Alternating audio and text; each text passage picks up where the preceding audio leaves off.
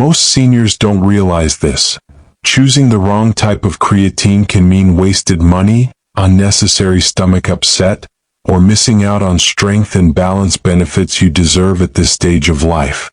You clicked on this video because you care about making smart choices for your health, and that's exactly what you'll get. I've spent years helping older adults strengthen their bodies naturally through nutrition, supplements, and gentle movement. If you want to stay strong, steady, and independent, go ahead and subscribe so you don't miss out on future health insights. Stay with me because in a few moments I'll reveal the biggest myth about creatine types and why many seniors fall for it. Let's talk about why this decision matters.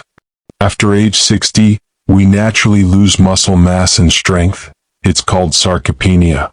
It's not just about looking fit. It's about having the strength to lift groceries, get out of a chair easily, or prevent a dangerous fall. Creatine can help slow that muscle loss and improve how your muscles work. But picking the right type of creatine can make all the difference in how well it works for you and how easy it is to stick with. Here's the challenge. When seniors look into creatine, they're often overwhelmed by the options. The two main types are creatine monohydrate, the classic, most researched form, and creatine HCL, which is marketed as a newer, more advanced option.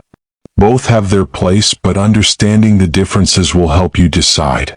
Let's start with the basics of how creatine works. Think of creatine as extra fuel stored in your muscle cells.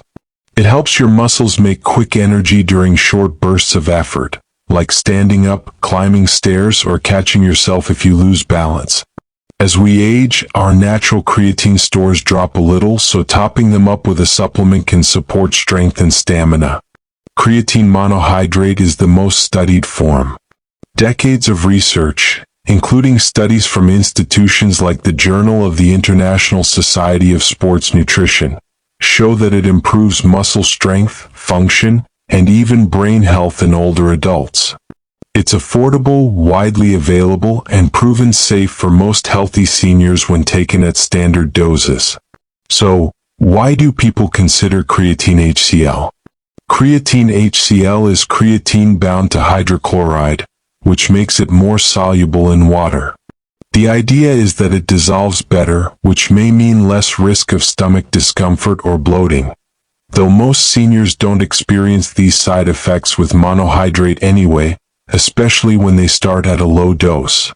Some marketers claim that HCL requires a much smaller dose and leads to faster results. But here's the truth. Head-to-head studies comparing HCL and monohydrate are limited. Most of what we know still points to creatine monohydrate as the gold standard. It's what's been tested in seniors in real-world settings with clear results. If you're worried about digestion or bloating, here's a tip.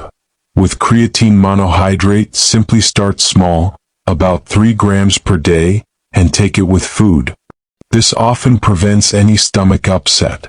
There's no need to load high doses as some bodybuilders do. Slow and steady works best for seniors. In a moment, I'll share what I recommend when clients ask me how to choose between these two. But first, let's talk about what doesn't matter as much as you might think. Some seniors are told they need to spend more on fancy forms like HCL to get better absorption. But studies show your muscles can store creatine effectively from monohydrate, as long as you take it consistently. It's not about speed, it's about steady use over time. Let's look at practical steps. If you're starting out, creatine monohydrate at 3 to 5 grams per day is a solid, safe choice for most seniors. Mix it into water, juice, or a smoothie. If you've tried monohydrate and truly felt digestive discomfort that didn't improve with lower doses, creatine HCL could be worth a try. It may feel gentler for some. But don't expect dramatic strength differences between the two. It's about what you tolerate best and what fits your budget. One important point, always talk with your healthcare provider before starting creatine, especially if you have kidney concerns or are on medications that affect kidney function. Creatine is generally safe at recommended doses, but it's smart to check. Some seniors ask about cycling on and off creatine. The good news is there's no need. Research suggests consistent daily use is safe and effective. And remember, no matter which form you choose, creatine works best when combined with light strength activities, like resistance bands, leg raises, or chair exercises. So what's the big takeaway here? The best creatine for seniors is the one you'll take regularly, tolerate well, and can afford. For most people, that's creatine monohydrate. It's tried, true, and cost-effective. Creatine HCL can be an option if digestion is a concern, but don't feel pressured by fancy marketing claims. This approach is different from conventional advice that often pushes newer products without the long-term data to back them up. I always encourage looking at what's proven, safe, and sustainable. Here's what I want you to remember today. First, creatine can be a fantastic tool for seniors aiming to maintain strength and mobility. Second, creatine monohydrate is still the gold standard for safety, effectiveness, and value. Third, if you've tried monohydrate and had trouble, creatine HCL is a reasonable alternative. Just know it may cost more without providing extra muscle benefits.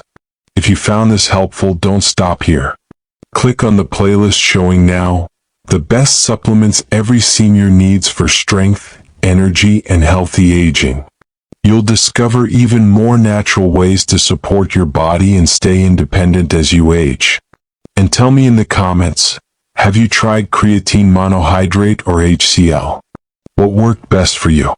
Your story could help guide someone else.